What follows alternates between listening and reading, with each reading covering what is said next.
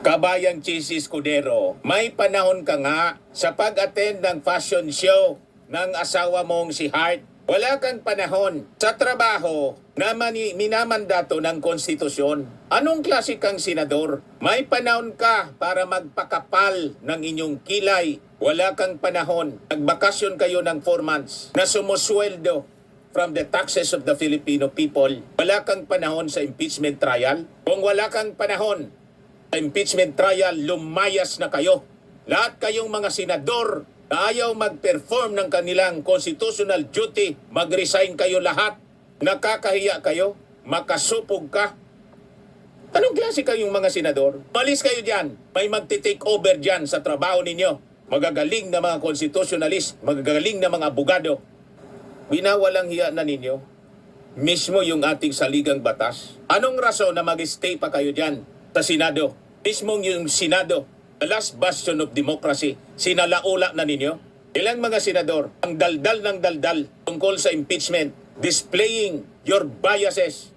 Grabe kayo.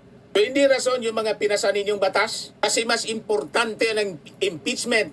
Sabi mismo ng mga batikang abogado ng UP, it rests on a higher plane.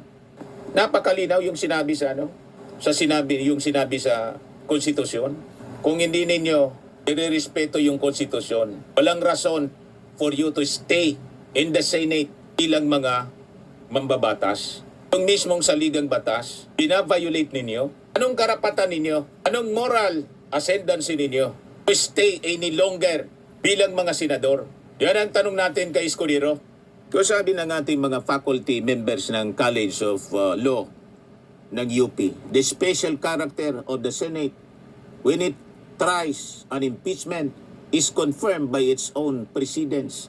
The terms impeachment court, senator judges, and political neutrality do not appear in the Constitution. Yet, in Boss, Estrada, in Corona impeachment trials, the Senate has adopted these terms and even commissioned robes, recognizing a special constitutional role that transcends its day-to-day workings as a chamber of Congress.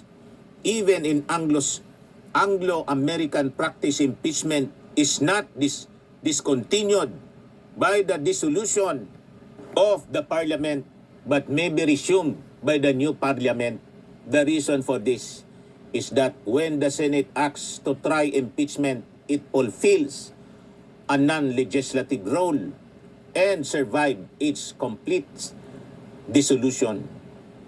In any event, the question whether trial should continue after the Senate adjourns sine die should not be preempted by the 19th Congress, but should be left to the 20th Congress. For the Senate to decide for the 20th Congress would be undemocratic, contrary to the very rational underlying the non-continuing body argument on impeachment and accountability.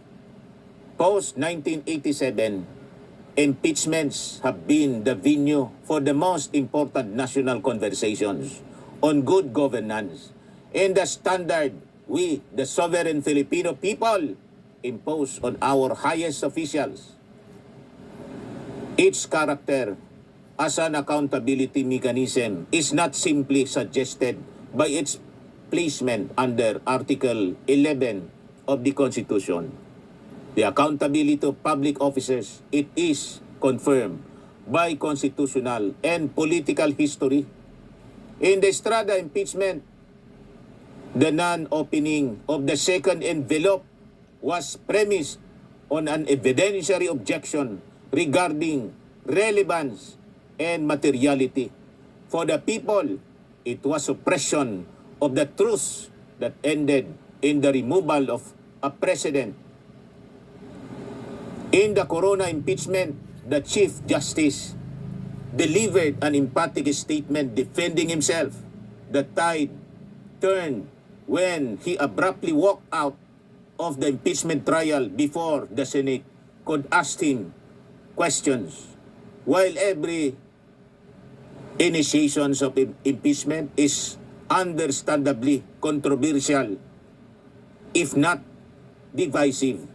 The people eventually congregate around the impeachment court to find the truth, the whole truth in nothing but the truth about serious disqualifying allegations against its highest public servants. Kaya tatandaan po ninyo, Bato de la Rosa, Chis Escudero, lulusob dyan sa Senado para kayo ang tanggalin. Lahat kayong mga senador na nangwawalang hiya sa ating saligang batas. Ayaw ninyo ng santong dasalan. Gagamit ang taong bayan with supreme over you ng puwersa tulad ng nangyaring people power. Tumakas na lang si Erap Estrada, ginamit ang Ilog Pasig para hindi siya magulpi. Tatandaan mo yan, Senator, Senate President Chis Escudero, Bato de la Rosa, milyon na yung nag-congregate yan. Tumakbo na kayo kung saan ninyo gustong tumakbo. Kasi pag nahawakan kayo ng ating mga mamamayang Filipino, sabi nga po, dila nyo lang ang walang latay